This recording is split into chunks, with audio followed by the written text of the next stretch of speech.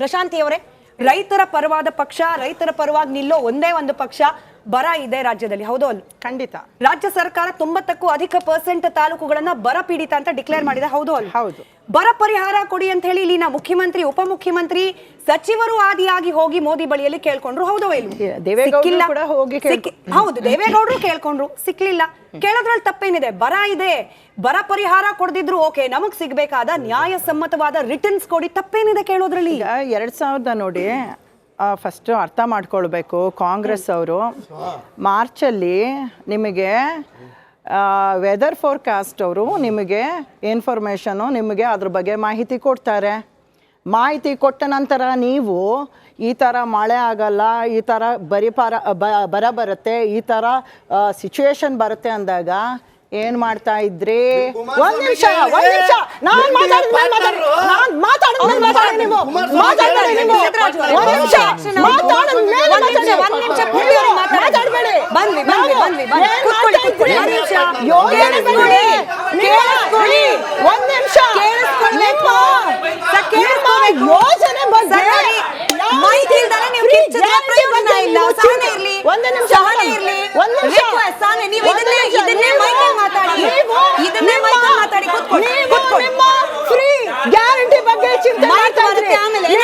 ರೈತರ ಬಗ್ಗೆ ಚಿಂತೆ ಮಾಡ್ತಾ ಇದ್ರಾ?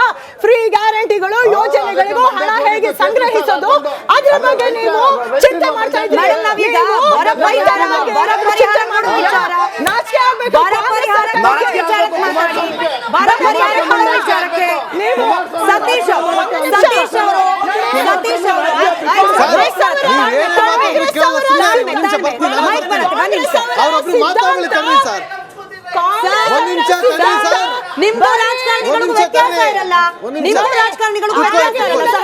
ಕಾಂಗ್ರೆಸ್ ಅವರ ಮೂಲ ಸಿದ್ಧಾಂತ ಆಗಿನಿಂದ ಈಗಿನವರೆಗೂ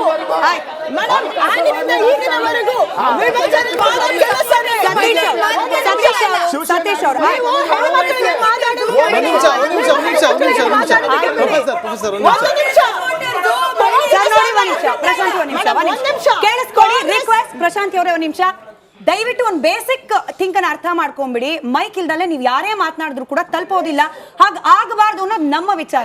ನಿಮ್ಮೆಲ್ಲರ ಧ್ವನಿ ತಲುಪಬೇಕು ಅಂತಂದ್ರೆ ಇನ್ನೊಬ್ರು ಮಾತನಾಡೋಕಿದೆ, ಆಮೇಲೆ ಎಲ್ಲರೂ ಮಾತನಾಡಿರಂತೆ, ಇವ್ರಿಗೂ ನಿಮಗೂ ವ್ಯತ್ಯಾಸ ಇರಲ್ಲ, ಇವ್ರಿಗೂ ನಿಮಗೂ ವ್ಯತ್ಯಾಸ ಇರಲ್ಲ.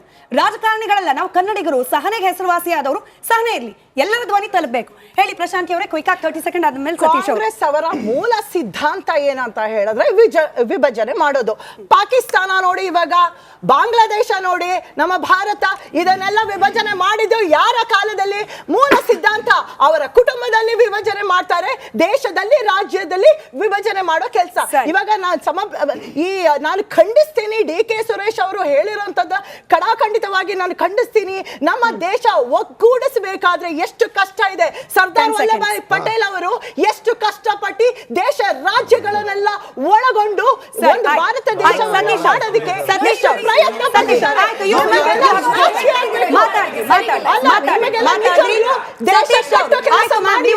ಮಾತಾಡಿದ್ರಿ ಸತೀಶ್ ಅವರು ಕರ್ನಾಟಕದ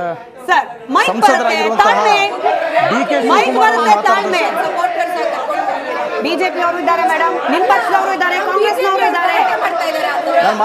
ದಯವಿಟ್ಟು ನೋಡಿ ಸರ್, ಇದು ಮಾರ್ಕೆಟ್ ಅಲ್ಲ, ರಿಕ್ವೆಸ್ಟ್ ಮಾಡ್ಕೊಳ್ತಿದ್ದೀವಿ. ಸಹನೆ ಸತೀಶ್ ಅವ್ರ ಕ್ವಿಕ್ ರಿಯಾಕ್ಷನ್.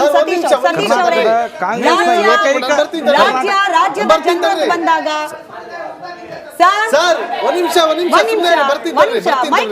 ಮೈಕ್ ಬರ್ಲಿ. ಸತೀಶ್ ಅವರೇ, ಕರ್ನಾಟಕದ ಜನರ ಹಿತಾಸಕ್ತಿ ಅಂತ ಬಂದಾಗ ನಾವು ಎಕ್ಸ್ಪೆಕ್ಟ್ ಮಾಡ್ತಿದ್ವಿ, ನಾವು ವೋಟ್ ಹಾಕಿ ಕಳಿಸಿರುವ ಪ್ರತಿಯೊಬ್ಬ MP ಕೂಡ ರಾಜ್ಯದ ಪರವಾಗಿ ಮಾತನಾಡಬೇಕು ಅಂತ ಹೇಳಿ. ಎಲ್ಲಾಗ್ತಿದೆ ಆ ಕೆಲಸ? ಖಂಡಿತ ಮಾತಾಡ್ಲಿ. ಕರ್ನಾಟಕದ ಏಕೈಕ ಕಾಂಗ್ರೆಸ್ ಸಂಸದರಾಗಿರುವಂತಹ DK ಸುರೇಶ್ ಅವರ ಹೇಳಿಕೆ ಏನಿದೆ, ಪ್ರತ್ಯೇಕ ಮಾಡಬೇಕು, ಪ್ರತ್ಯೇಕ ರಾಷ್ಟ್ರದ ಬೇಡಿಕೆಯನ್ನು ಇಡಬಹುದಾಗುತ್ತೆ ಅನ್ನುವಂತಹ ಒಂದು ಅಜಂಪ್ಷನ್ ಇಟ್ಕೊಂಡು ಹೇಳಿದಂಥ ಒಂದು ಹೇಳಿಕೆ ಏನಿದೆ, ಅದನ್ನು ನಾನು 2 ಆ್ಯಂಗಲ್ಗಳಲ್ಲಿ, 2 ಆಯಾಮಗಳಲ್ಲಿ ನೋಡಬೇಕಂತ ಅನಿಸುತ್ತೆ. ಆ ಆಯಾಮದ ಚರ್ಚೆಗಳೇ ದಾರಿ ತಪ್ಪಿಸುವಂಥ ರೀತಿಯಲ್ಲಿ ಕರ್ನಾಟಕದಲ್ಲಾಗಿರ್ಬೋದು ಮತ್ತು ದೇಶದಲ್ಲಿ ನಡೀತಾ ಇದೆ ಅಂತಲೇ ನಾನು ಭಾವಿಸ್ತೀನಿ. ಭಾಳ ಮುಖ್ಯವಾಗಿ ಮೊದಲನೇದಾಗಿ ಸಂಸದರಾಗಿರುವಂಥ DK ಸುರೇಶ್ ಅವರ ಹೇಳಿಕೆಯ ಏನಿದೆ ಅದರ ಮೊದಲ ಆಯಾಮ ಯಾವುದು ಅಂತಂದರೆ ಅಭಿವೃದ್ಧಿಯ ಭಾಗವಾಗಿ ನೋಡಬೇಕಾದಂಥ ಹೇಳಿಕೆ ಆಗಿತ್ತು. ಇನ್ನೊಂದು ಪ್ರತ್ಯೇಕತೆ ಬಗ್ಗೆ ಅದರ DNA ಬಗ್ಗೆ ಮಾತಾಡಿದಂಥ BJPಯವರ ವಕ್ತಾರರ ಬಗ್ಗೆ ಇನ್ನೊಂದು ಚರ್ಚೆ ಮಾಡೋಣ. ಆದರೆ ನನ್ನ ಮೊದಲ ಚರ್ಚೆ ನಡಿಬೇಕಾಗಿದ್ದು ಎಸ್, ಕರ್ನಾಟಕದ ಅನ್ಯಾಯ ಆಗಿದೆ. ಕರ್ನಾಟಕದ ಬಡವರ ಶ್ರಮ ಏನು, ಇಲ್ಲಿನ ಪ್ರತಿಯೊಬ್ಬ GST ಬಂದ ಮೇಲೆ ಪ್ರತಿಯೊಬ್ಬ ಬಡವರು ಕೂಡ ಇಲ್ಲಿ GSTನ ಕಟ್ತಾರೆ. ಪ್ರತಿಯೊಬ್ಬ ಏನು ಭಿಕ್ಷುಕ ಕೂಡ ಇವತ್ತು GSTನ ಕಟ್ತಾ ಇದ್ದಾರೆ. ಆ GSTಯ ಪಾಲನ್ನ, ಆ ಬಡವರ ಪಾಲನ್ನ, ಆ ಶ್ರಮಿಕರ ಪಾಲನ್ನ ಕೇಳಬೇಕಾದಂತ ಪ್ರತಿಯೊಬ್ಬ ಸಂಸದರ ಕರ್ತವ್ಯ, ಪ್ರತಿಯೊಬ್ಬ ಪ್ರತಿನಿಧಿಯ ಕರ್ತವ್ಯ. ಬಹುಶಃ ನೀವು ನಿನ್ನೆ ಡಿಸ್ಕಷನ್ ಮಾಡಬೇಕಾದ್ರೆ ಅದನ್ನೇ ಹೇಳಿದ್ದೀರಿ. ತಮಿಳುನಾಡಿನ ಒಬ್ಬ CM ಹೇಳಬೇಕಾದ್ರೆ ಇಡೀ ರಾಜ್ಯ ಪಕ್ಷಾತೀತವಾಗಿ ಅಲ್ಲಿನ ರಾಜಕೀಯದ ಒಬ್ಬ ಮುಖ್ಯಮಂತ್ರಿಯ ಪರವಾಗಿ ನಿಲ್ಲುತ್ತೆ. ಆದರೆ ಕರ್ನಾಟಕದ ಸ್ಥಿತಿ ಆಗಿರಲಿಲ್ಲ. ಯಾಕೆ? ಕರ್ನಾಟಕದಲ್ಲಿ 25-26 MPಗಳು BJPಯವರು ಇದ್ದಾರೆ. ಕರ್ನಾಟಕದ ಪಾಲನೆ ಯಾಕೆ ಕೇಳಬಾರ್ದು? ಲಕ್ಷಾಂತರ ಕೋಟಿ ಇವತ್ತು ಲಾಸ್ ಆಗ್ತಾ ಇದೆ. ಇವತ್ತು 2017ರಿಂದ 2018ರವರೆಗೆ ಕರ್ನಾಟಕಕ್ಕೆ 1,85,000 ಕೋಟಿ ನಷ್ಟಾಗಿದೆ. ಇದು ದಾಖಲೆ. ಇದು ನೀವು ದಾರಿ ತಪ್ಪಿಸಬೇಡಿ. ನಮ್ಮದು ದಾಖಲೆ ಇದೆ. ಪ್ರತಿ ಇಲಾಖೆಯ ದಾಖಲೆಯನ್ನು ಕೊಡ್ತೀನಿ ನಾನು ನಿಮ್ಗೆ. ಪ್ರತಿ ಇಲಾಖೆಯ ದಾಖಲೆಯನ್ನು ಕೊಡ್ತೀನಿ. ಕೇವಲ 2017ರಿಂದ 2018ರವರೆಗೆ ಕರ್ನಾಟಕಕ್ಕೆ 1,87,000 ಕೋಟಿ ನಷ್ಟಾಗಿದೆ. ಕೇವಲ ಇದು GST ಇಂದ ಬರುವಂತದ್ದು. ಈ ಬಾರಿ 14 ಮತ್ತು 15 ಅದರಲ್ಲೂ ಕೂಡ ಕಿರ್ಚೋದ್ರಿಂದ ಪ್ರಯೋಜನ ಇಲ್ಲ. ಕಿರ್ಚೋದ್ರಿಂದ ವಿರುದ್ಧವಾಗಿ ಮಾತಾಡ್ತಾ ಇರುವಂತದ್ದು ಇದು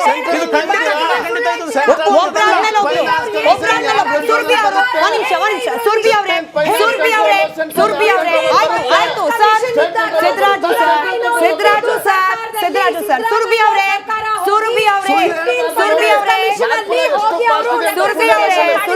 ಲೆಕ್ಕಾಚಾರ ಮಾತಾಡ್ತಾ ಇದ್ದೀರಾ. ಲೆಕ್ಕಾಚಾರ ಸುರ್ಬಿ ಅವರೇ ಕೇಳಿಸ್ಕೋಬೇಕು. 62,000 ಸುರ್ಬಿ ಅವರು ಕೇಳಿಸ್ಕೋಬೇಕು. ಸುರಭಿ ಅವರೇ ಸುರಭಿ ಅವರೇ 62,098,000 ಕೋಟಿ 62,098 ಕೋಟಿ ರೂಪಾಯಿಗಳ ಶಾರ್ಟ್ ಫಾಲ್. ಯಾವುದರಿಂದ? 14 ಮತ್ತು 15ನೇ ಫಿನಾನ್ಸ್ ಕಮಿಷನರ್ನಲ್ಲಿ ಬರಬೇಕಾದ ಪಾಲು ನಮಗೆ ಸಿಗದೆ ಇರೋದ್ರಿಂದ 62,098 ಬಂದಿರೋದು 276,000 crores. 2010-11 ಬರೆದಿರೋದು 974 ಓನ್ಲಿ. 2011 to 12 ಬಂದಿರೋದು ಲೆಕ್ಕ ನಮ್ಮ ಹತ್ರನೂ ಇದೆ. ಲೆಕ್ಕ ನಮ್ಮ ಹತ್ರ ಇದೆ. ಒಂದೇ ಮಾತು ಸುರ್ಬಿ ಅವರೇ, ಒಂದೇ ಮಾತು. ಅನ್ಯಾಯ ಆಗಿದೆ ಆಗಿಲ್ಲ. ಗೂಗಲ್ ಅಲ್ಲಿ ಪ್ರತಿಯೊಂದು ಡೇಟಾ ಸಿಗುತ್ತೆ. ಅನ್ಯಾಯ ಆಗಿದೆ ಆಗಿಲ್ಲ. ತಪ್ಪು ಇನ್ಫಾರ್ಮೇಶನ್ ಹೇಳಬೇಡಿ. ಯಾರು ಹೇಳ್ತಿಲ್ಲ.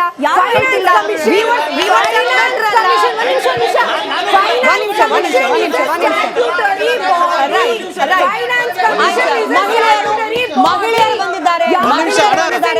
ನಾಗೇಂದ್ರ ಬಾಬು ಸರ್ಕಾರದಲ್ಲಿ ಜನರು